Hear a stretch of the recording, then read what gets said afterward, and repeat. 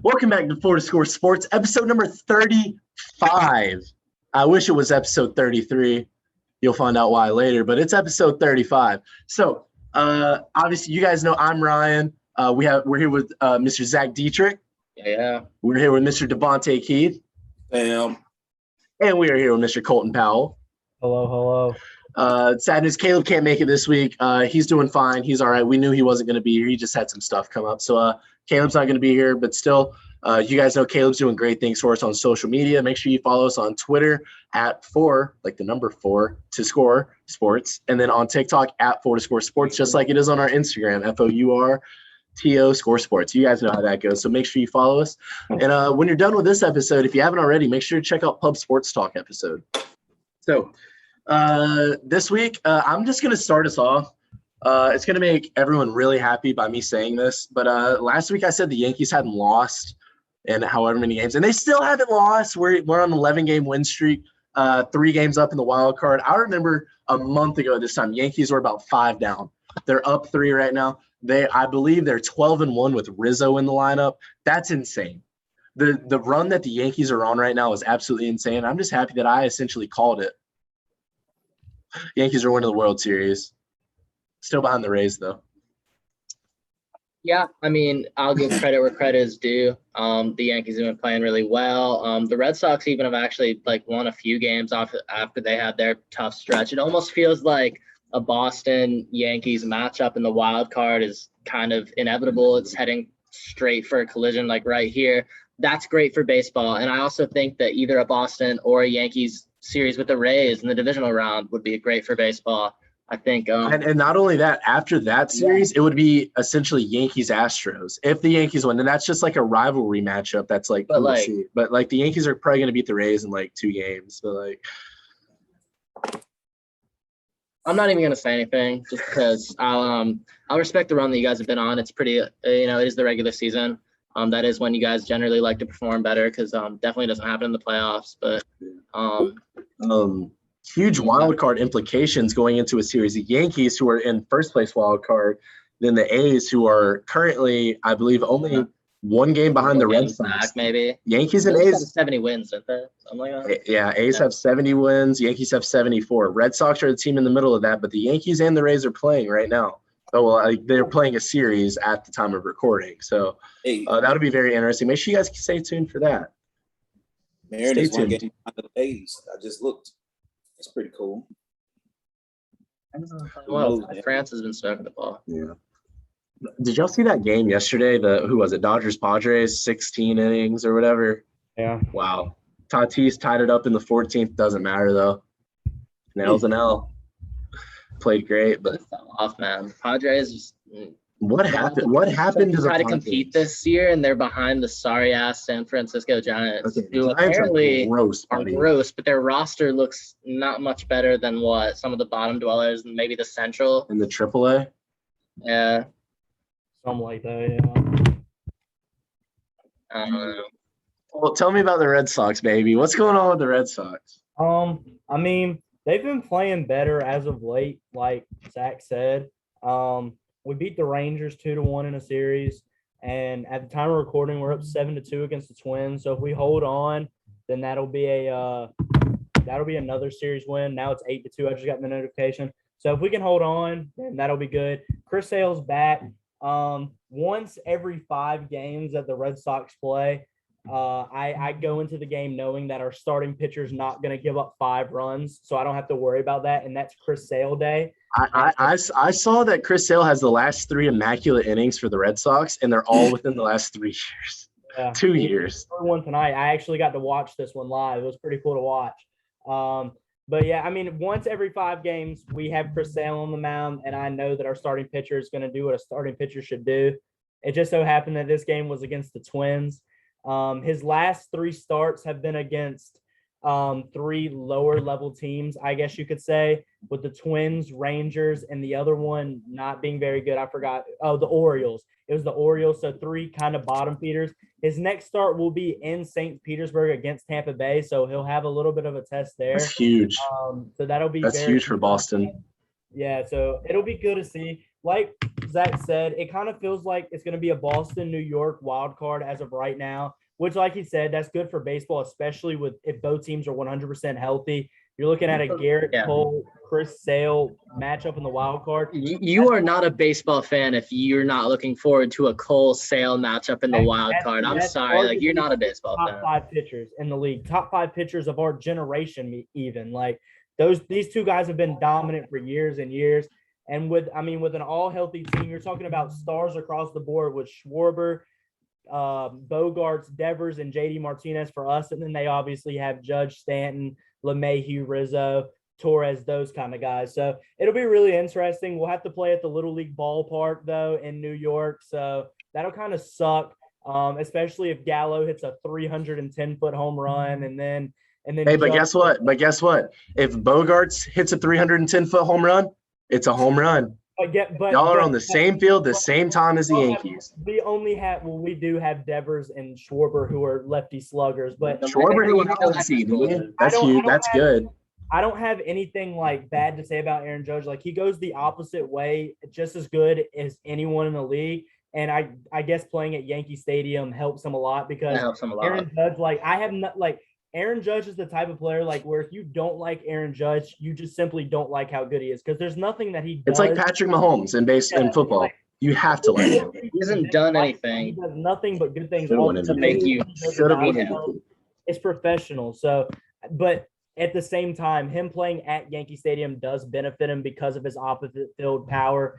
But yeah, with Rizzo and Gallo and even Odor in the lineup, they've got left-handed batters where all they have to do is pull a routine pop fly, and it's going to be a fly ball. But I mean, granted, like Ryan says, both teams have to play at the ballpark, so it just so happens that they play at it, they're used to it, so they know it. But I mean, it should be interesting. I will say though, this is if you're getting into the analytics, and I'm a big analytic guy, so I look to most people just kind of watch the game. I like to watch the game inside of the game. So like I was talking about those left-handed hitters for the Yankees.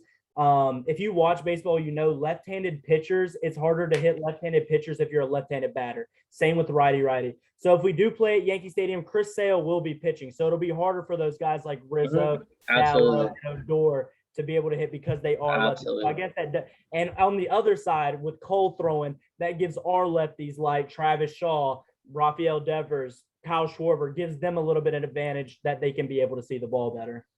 Absolutely. I'm with you, but the Yankees are winning the World Series. I don't know about that one. The Yankees, they have the potential. I'm not gonna lie. I was texting my friend about it. I completely forgot about Corey Kluber. Like I literally forgot all about him, and he's coming back Monday. Severino's coming back soon too. I was about to say maybe Severino. It feels like he just gets hurt every time he's that close to returning. He gets hurt again. Maybe or some little naggy thing that makes him wait another 2 weeks. Got to start rehab. Yeah, it's a bunch of bullshit. But Severino, we all know Severino when he's on, Cy Young candidate. He's really good. He is. Really what good. Was it 2019? Severino was, I believe, he came in second in either one of those years, 17 or 19. Severino's really, really a good pitcher. Yeah, no. And you make him the number 2 going against another team's number 2. I'm taking Severino in most of those battles against any team. And then all that Kluber threw a damn no-hitter earlier this year. Right. Everyone forgets about that.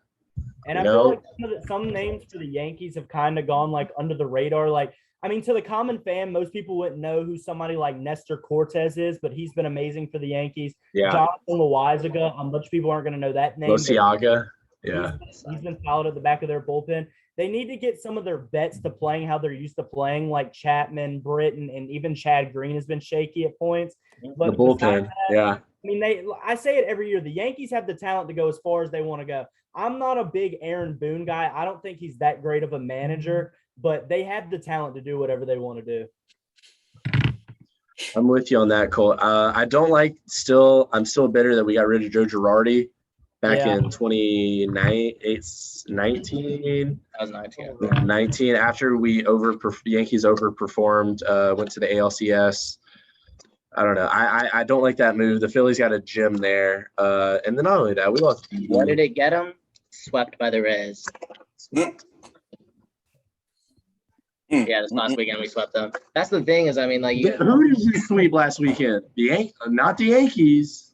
The last time y'all. we swept the Phillies last week. Oh, I was about to say. I was like, you are capping hard as fuck, man. Pardon the language. YouTube, sorry. If you guys are on YouTube, make sure to like, comment, subscribe, and hit that notification bell for all of the updates every Friday. Most of the time, if there's no technical difficulties, I do apologize about that one, guys. But make sure you guys do check out our YouTube, TikTok, Twitter, Instagram, personal social media, pub sports stuff. Check out everything that you see in those links. Check out the hashtags. Thank you. Transitioning over. NFL season, week 4 of the preseason is this weekend, right? This weekend. And football starts next week, right? Yeah, man, the first major college football games start this upcoming week. Exactly. This way.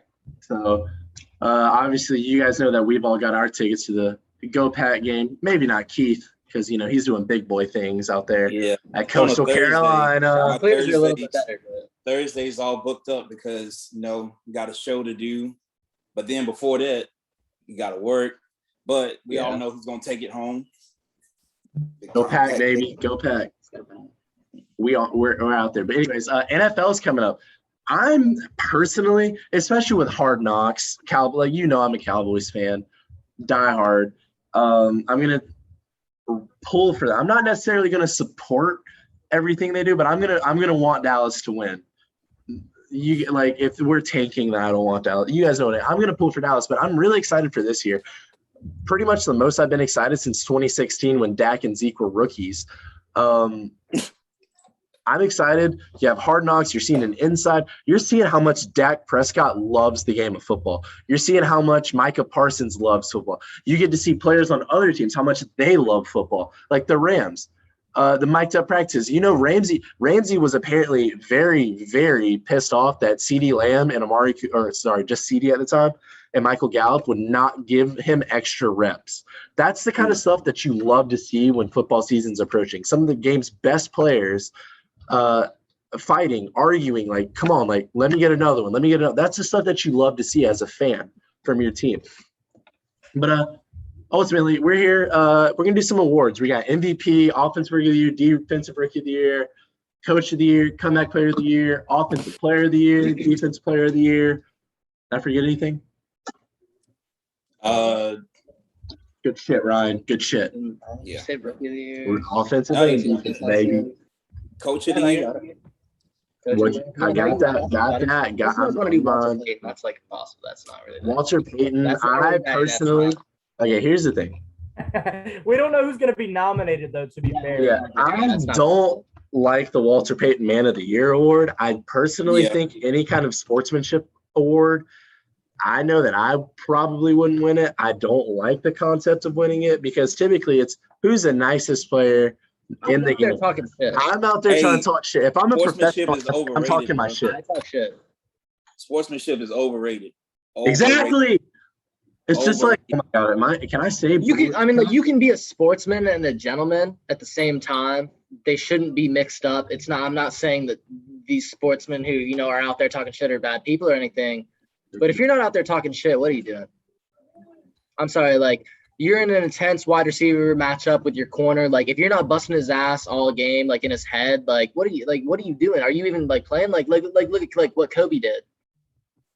Kobe was a great guy. Losing guys' ears. That man went as far as to talk about, like, I think it was Tony Allen. Tony Allen said he was saying his cousin's birthdays.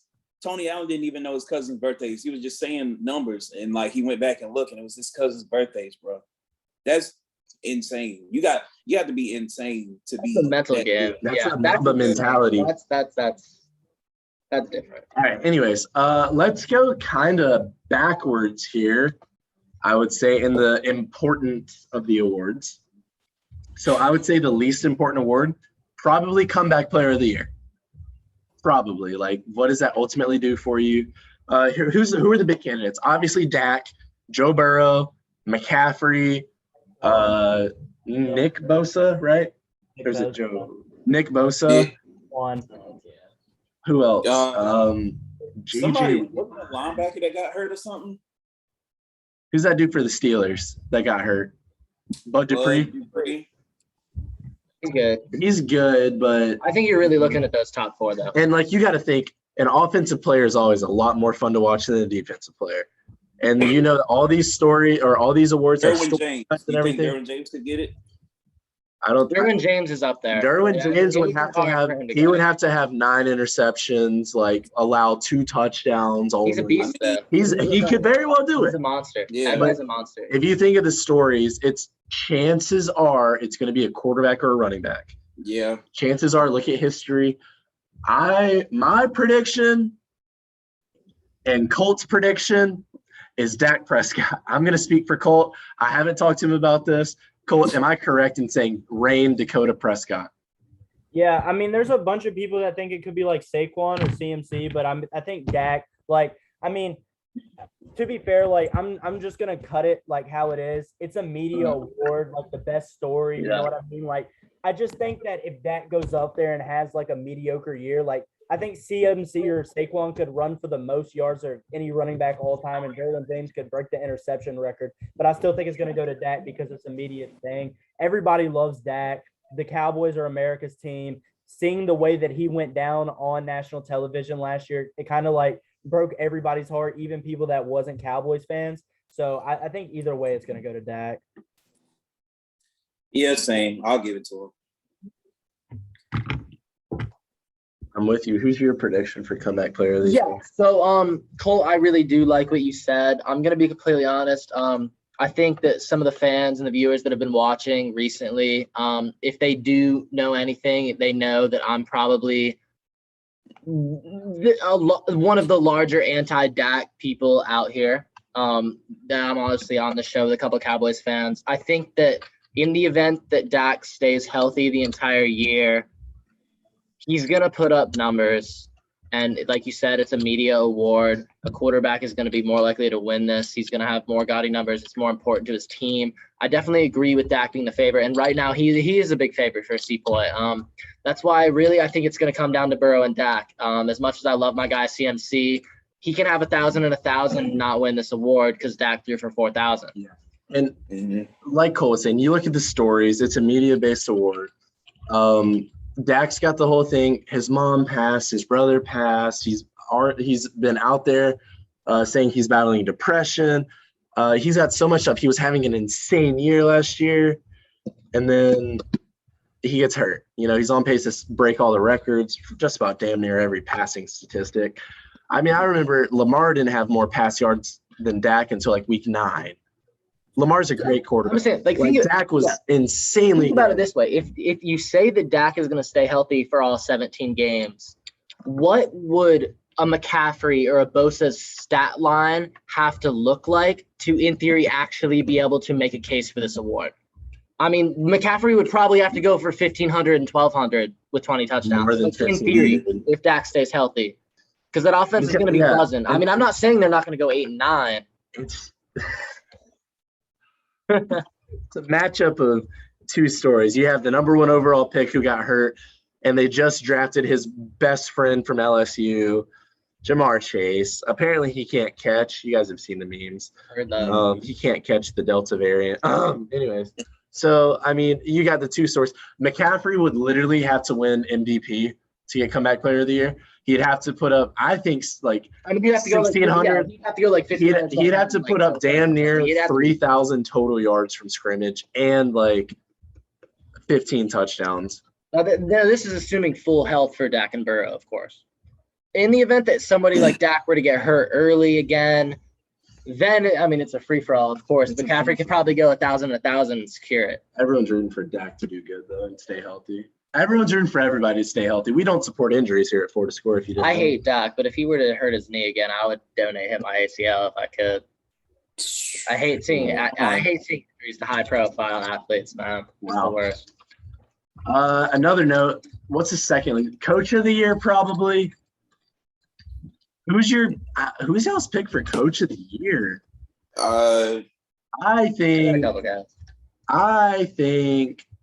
Cliff. No, what's his name? Who's the Cardinals coach? Cliff Kingsbury. Cliff You're right, Kingsbury. Cliff Kingsbury. I think if they sneak into the second seed in their division, because everyone's projecting the Cardinals are going to be good. I mean, you look, they've got Kyler Murray, who's going to be in his third year. This is going to be the best he's been. They got they got Nuke in his prime. They got AJ Green coming to take some targets away. They have Larry Fitz. They have like so many they JJ Watt. Like, come on. I think that the Cardinals are going to overperform a lot of expectations, and Cliff Kingsbury is going to win Coach of the Year based on that.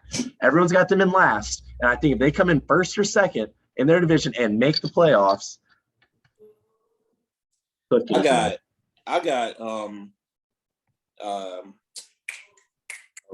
Brian Flores for the Miami Dolphins. They just, I guess, due to Xavier Howard being in the news for a while, them sort of like being the winners up, them sort of being with the Tua does good this year. They like, you realize like how much they finessed out of other teams, like as far as trades for the first round. And like they haven't missed in the draft for the past 2 years. And so, I mean, they got their running back core, they got their receiver, they definitely have their defense for sure. I'm still kind of sick that they actually used their first team on the Falcons' second team and like stomped the mud hole in their hinds, but it's all good. We got them weak, whatever. But Brian Flores has been pretty good for the Dolphins. And my wild take, because I stay with those. My wild take would be Belichick again, because that's fair. If the Patriots made the playoffs, I don't see how it's not Belichick. Yeah. They have terrible fucking roster. I love it. I love that. That's a great one. I might would bet money on that. Not a lot, but like $10. I mean, if I bet $10, I'll probably make like 100, close to it. Prop there. But Cam and Damian Harris is going to bring them back to the promised land. You think Cam starts over Mac Jones all year? Yeah. Cam's out. He's out with COVID right now. Apparently, the team's not super happy with him. But apparently, all like 10 players from the Titans. Well, they said 10. Yeah, so Tannehill has COVID. But they said some of them were vaccinated, which was. But they did say that they went to Tampa Bay. So now people are saying like, Cowboys win the forfeit. We beat the Bucs week 1, just like we've been saying all damn year. Speaking of, Cowboys and Bucs play in 1 week from today. Is it 1? I thought it was 2 weeks. NFL season starts next week. Because I thought State played next week and we played the week after. No, am I wrong? Is there a whole other 2 weeks? There's 2 more weeks until I get to watch Dak go for a buck. Like a buck 50 rushing touchdowns and still lose. Probably, but Dak, I just want to see Dak do good. I don't think we're going to win this game. I think that Dak's going to play his ass off and we're still going to lose off some Tom Brady bullshit. But still, okay. We're winning. Okay, well, anyways, if we're still talking about the coaches, I know you guys gave your pick. Cole, I don't know if you want to give your pick before me. I have a couple interesting points I would like to make. So generally when you're talking about Coach of the Year, it's going to be a team that comes out and wins more games than you expect them to. It's going to be a team with a solid roster. I'm looking at a couple teams. I'm thinking about Frank Reich for Indianapolis.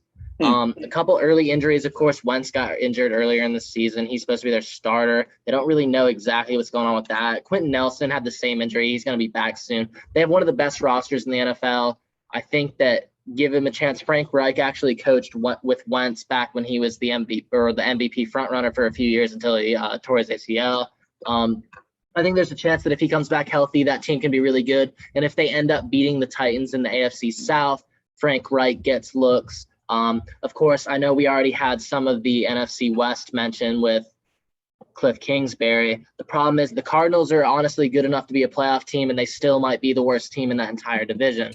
McVay is one of the best coaches in the league. I have a lot of faith in Kyle Shanahan and what he might be able to potentially do with the run game with Trey Lance, who we might actually talk about a little bit later. At least I might.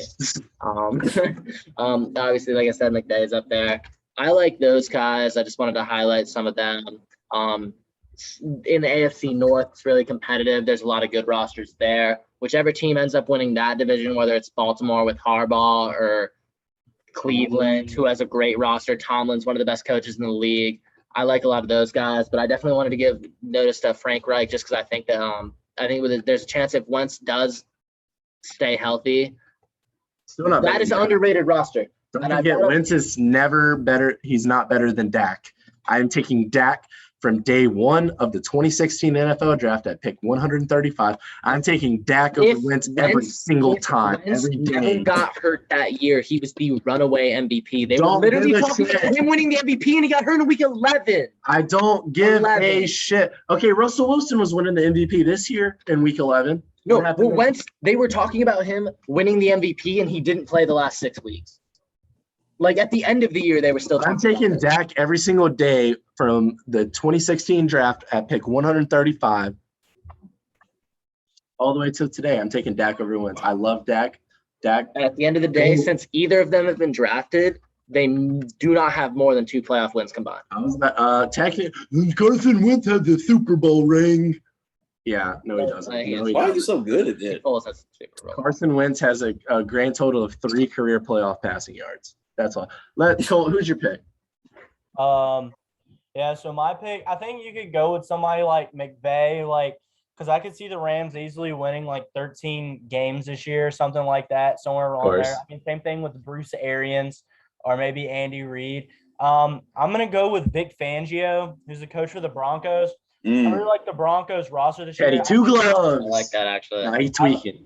I think the Broncos might have a top 3 defense this year. I'm super high on the Broncos defense. Go Pat. I love their defense. Von Miller and Bradley Chubb on opposite sides. That's obviously going to be an issue. They drafted who I want in the draft, Mr. Surtain, who's been absolutely killing it in the preseason. They traded for Kyle Fuller, not Kendall. Kyle Fuller over the offseason. They have arguably a top 5 safety with Justin Simmons. I mean, they've just got a bunch of dogs on defense. Obviously, that quarterback situation is a little shaky with Teddy and Drew Lock. Obviously, it's a huge question mark. Surtain was obviously a great pick. That's never going to be a bad pick, taking the best corner in the draft. But my thing was, if you had second best corner, but yeah, with Horn. I mean, arguably a top 2 corner. It's whoever you like. It's whoever you like. My thing is, if you had uncertainty with Locke to begin with and Justin Fields was just sitting there, I don't know why you don't just go for Justin Fields in that situation. But I'm not a GM. I'm not a talent evaluator. So you're not going to disrespect Tedward like that. So, I mean, they've got Teddy and they've got Drew Lock. We'll see how that works. They've got Melvin Gordon still, and they've got that running back Javonte Williams out of UNC, who's pretty good. Noah Fant is an absolute dog. Can't take nothing away from him. And then Cortland Sutton is coming back this year, a guy that a lot of people have forgotten about. A lot of people have forgotten about Cortland Sutton, and he has the potential to be really good. And I think that will take a lot of pressure off of Judy. Not as much attention with Judy, and I think that'll help him open up more. So I think that Vic Fangio has a really good shot with the Broncos. Big fan. That's a good pick. I That's like a that. solid pick, especially if the Broncos go in there. They That go could be a team that could 10-7. come out of nowhere. I like can see that. a lot. They could win. They could go 10-7 this year, and he for sure wins it if they go 10-7. I was either going to go there or with the Chargers because I like them both, but they're both in that AFC West with the Chiefs. So I think they both kind of know they're not going to win the division, so they're just kind of fighting for a wild card at that point. That's fair. They're not going to win that division for the next at least 8 years, barring injury. Somewhere around there. Okay, let's go. What's next? What do we have? We have. I'm going to do the Roy and O. Now let's do offensive rookie of the year. Offensive and defensive rookie of the year. Offensive rookie of the year, I'm going Trevor Lawrence. I feel like that's pretty easy. If he leads into 3 wins, he's going to win it. And if he has, It's not true. If he has 3,600 pass yards and his interception, he has a 2-to-1 interception ratio, he wins it. It's Trevor fucking Lawrence, dude.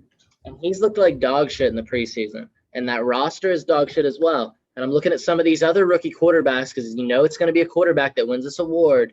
I'm looking at some of these other rookie quarterbacks with better rosters. You're looking at if Justin Fields is able to start over the veteran quarterback in front of them before week 4, you got to like them. I have a lot of faith in Kyle Shanahan. I talked about Trey Lance earlier. I think that if he is able to take over the starting role before or by week 4, he's going to win this thing. I really do. I have a lot of faith in Shanahan's run game. They have couple weapons. I like Trey Sermon. I like Raheem Mostert a lot. Their offensive line is rock solid. Their zone run scheme is really good. Ayuk is good. Debo Samuel is really great after the catch. They have George Kittle, who's the best all-around tight end in the game. It's not quite as great as a route runner as Kittle or as Kelsey, but yeah, I like Trey Lance.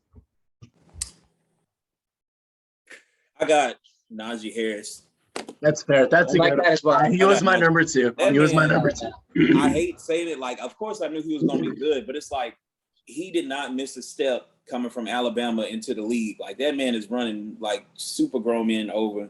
He's Now, a grown-up. knowing Yeah. how the Steelers did James Conner, I hope they like learn from their lesson and learn to like spell their running backs. But I think he might have it. Like, he has pass catching, that's one, and he can definitely run. So, and then I'm not seeing it. I'm not seeing it for Urban Meyer, Trevor Lawrence, and the Jaguars in general. Like, I don't believe it. They're gonna have to win 5 games for me in a row.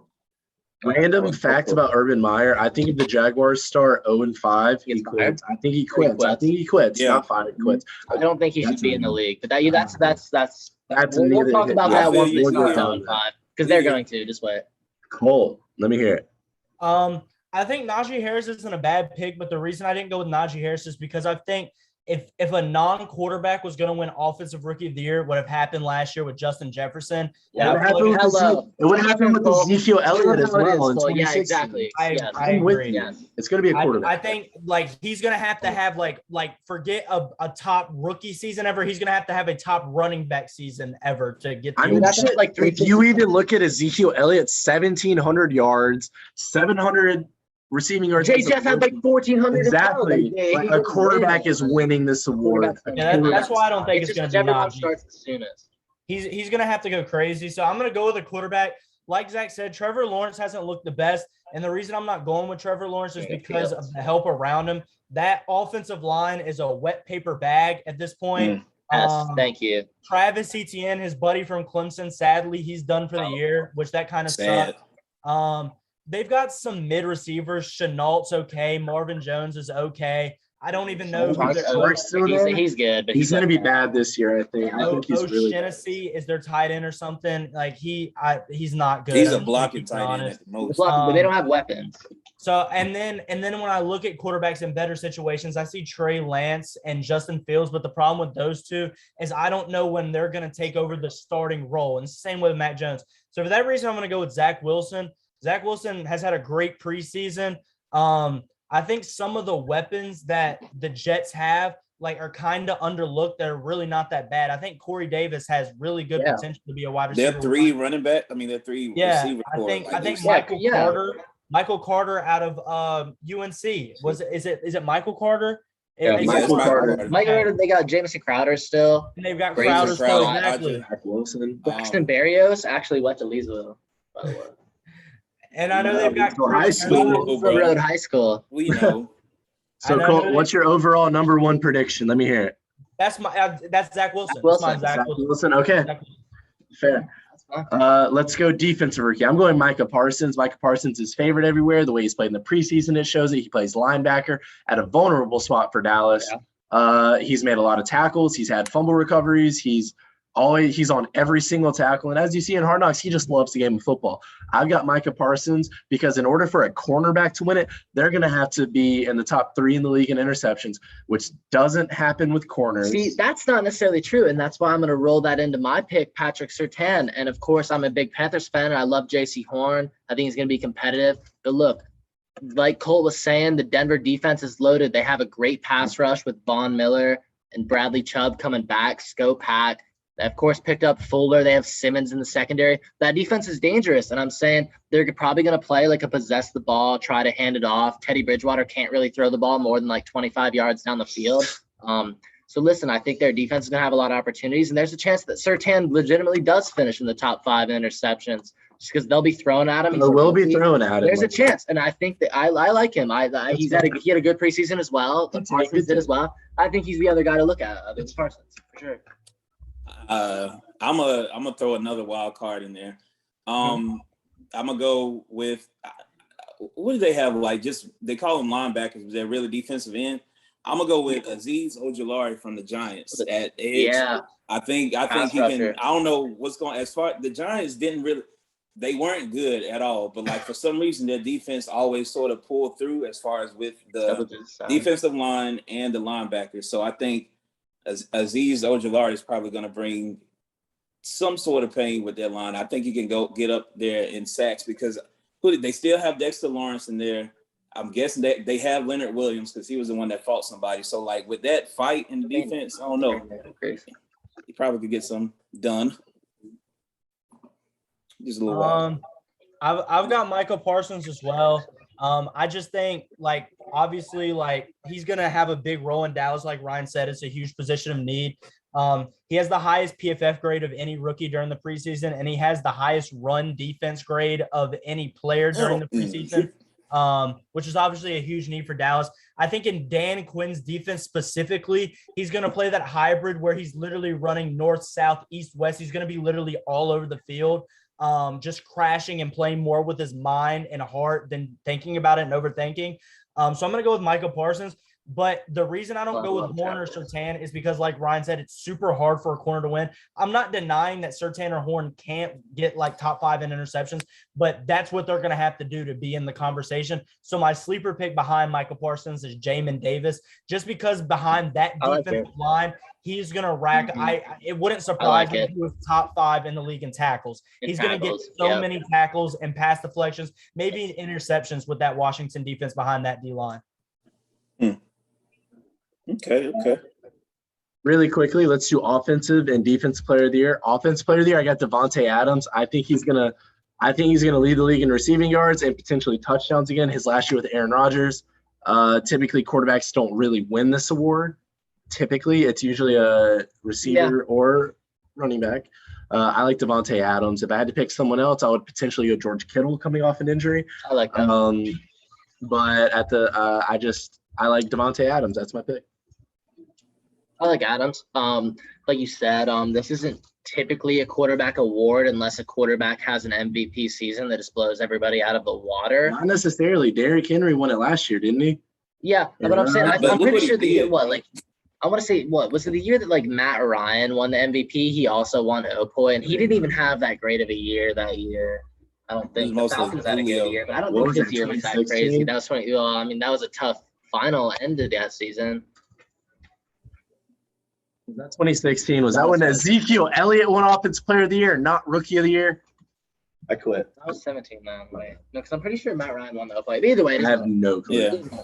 Basically, I like Devonta Adams. Obviously, he's a savage with Rodgers. Give me Dalvin Cook this year. Good one. If he can stay healthy, he had injury problems at Florida State. If his hamstring can stay straight, him and J. Jeff obviously are a dynamic duo there in Minnesota. He'll probably lead the league in rushing yards. I love McCaffrey this year, of course. Love Derrick Henry. Love all those guys. Tyreek Hill will probably ball out again. He faces a little bit more competition. If Dalvin Cook can lead the league in rush yards, he can probably up his receiving output a little bit. I like Dalvin Cook this year. There you go. Dalvin. Keith, let me hear it. No, I want Colt to go. I wouldn't. I was kind of on the fence with two of them, Devonta Adams being one, but I'm going to go with the other. I'm going to go with Christian McCaffrey, just simply because I think that his role in that offense is way too big.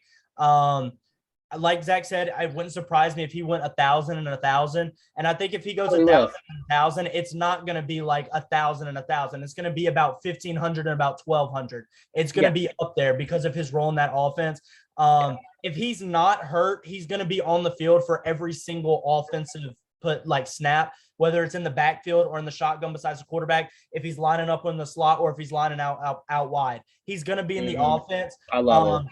It's a little bit of a riskier pick for me to say CMC over Devonta Adams simply because I don't know how Sam Darnold uses his checkdowns or how much he likes to target the running back. But I know in Joe Brady's system, he's going to want to utilize Christian McCaffrey. It's very running back friendly. Look what Hilaire did back in college, obviously. They get the running back involved in the passing game, spreading him out wide, and that's obviously McCaffrey's bread and butter. So if That's he can what I'm stay saying. healthy, exactly. It's all That's about what I'm health saying. for these guys. If he stays healthy, granted, if any of these guys stay healthy, but I'm going with Christian McCaffrey simply because the role that he plays in the offense. When Christian McCaffrey's going, the offense is going to go. When Christian McCaffrey's being stopped, the Panthers just simply aren't going to do anything. I wanted to say Christian McCaffrey, but I mean, past the health, Panthers have a pretty good committee as far as with running backs. I'm pretty sure at least 2 or 3 of them are pass catchers too. I mean, obviously none of them are C-Mac, but at the same time, whatever. As far as I want to go with Devonta Adams because why not? But for some reason, I don't know why. It's just you remember that news that came out where he was kind of being funny as far as returning with the team. Like you knew he was coming back with the team, but it was like he was making it known that like their time is kind of running thin. So I don't know if that'll affect him. I don't know if Randall Cobb being back is going to affect his yardage any. Fuck no. Something I was thinking of. Hell no. Fuck. I mean, but that was Aaron Rodgers' favorite target too. Jordy Nelson was his favorite target over Randall Cobb. Yeah, but then when he got put down, then what? It was Randall Cobb. Yeah. I'll just be safe and go with Devonta Adams just because peer pressure. All right. Seems like the right pick, right fit, right pick. Can't go wrong with him. And he's my namesake, so Devonta's don't lose. There we go. So really quick, obviously this episode's going on pretty long. Let's really quickly, defensive player of the year. I got Aaron Donald. 20 sacks coming out of him. Best defense player in history, Aaron Donald. I got Aaron Donald as well. This guy's a monster. They triple team him, so his numbers might not be as good, but Aaron Donald is the best defense player in the league. Yeah. And it's not close. Defense player of the year. Bolt. You guys all agree with that? You guys agree with that? Like Is I feel like everybody likes Aaron Donald. I think he's the best defender of the league, but I'm expecting a breakout season from someone, and I think Jair Alexander will win the award. That's fair. That's a good pick. I like that's just because I'm predicting a breakout season. If it goes to how it's according to go, then it'll be Aaron Donald. Yeah, that's fair. Recency bias. That's fair. You think now with the recency bias, do you think they will they backtrack on the TJ Watt argument? You think they would do that this coming year? Now I have no clue. I can see TJ Watt just like going off and like being mad that he didn't win it, and then they automatically put his name in over Aaron Donald. Like I want Aaron Donald to win too, but I feel like just based off of media storyline and stuff, they like after the comeback kid TJ Watt wins the defensive player of the year after being fleeced last year, even though it wasn't. Well, but you're going with Donald. Keith, who are you going with? Okay.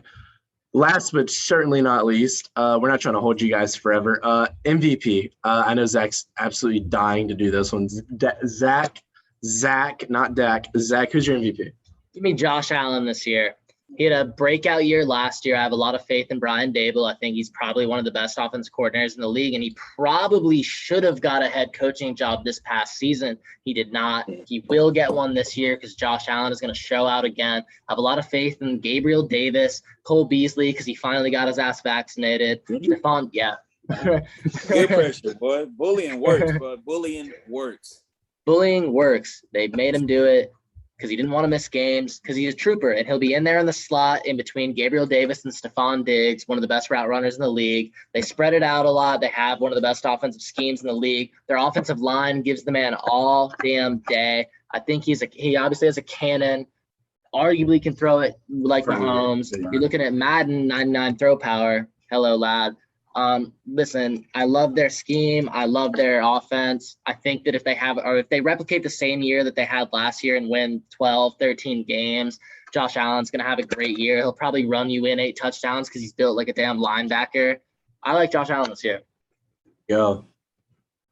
Personally, I'm rolling with Herbert. I have a huge thing for Stop playing, Ryan. Second-year quarterbacks. I mean, if you look back, you have Kyler Murray absolutely destroyed the league. Carson Wentz destroyed the league. Like Lamar Jackson destroyed the league. And I got Herbert. Herbert's my pick. That's all I got to say. Herbert, man. Second year. I was good with Kyler. Kyler was my dark horse last year, and that ended up looking pretty damn smart for me. Justin Herbert.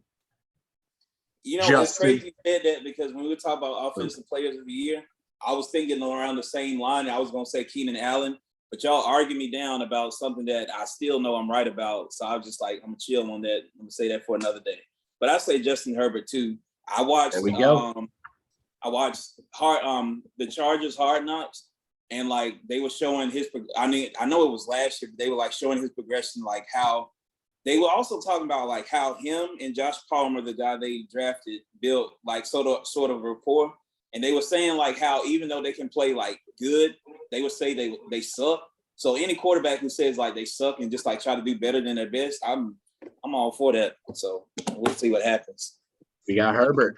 Cole, finish us off, baby. Who we got? Yeah. Pause. But tell us who your pick is. I cannot believe I'm the only one out of everyone who's going to say this.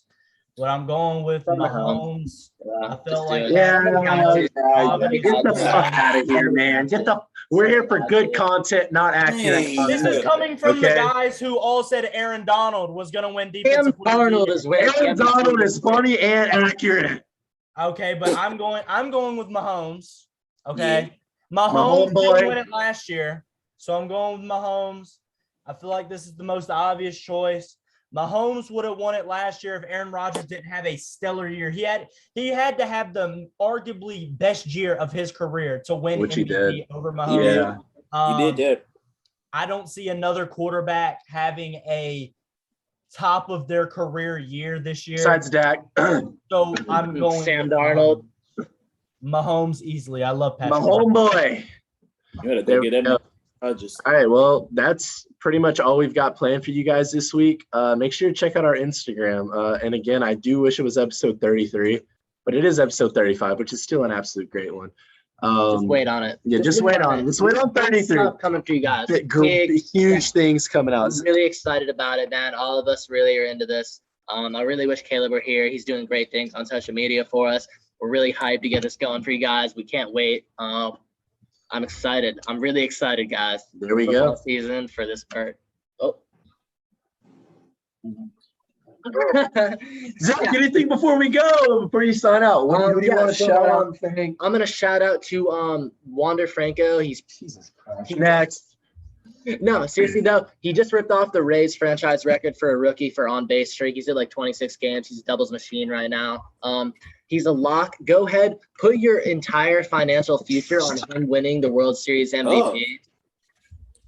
I'm saying your college tuition, your firstborn, your mortgage. I'm kidding. Shout out Wander Franco. Keith, who you got? What you got for us? Well, first off, I love you. Keep going. Thank you for listening, all that stuff. Second thing is they forgot to tell you, but For the Score is doing a little weekly pick'em.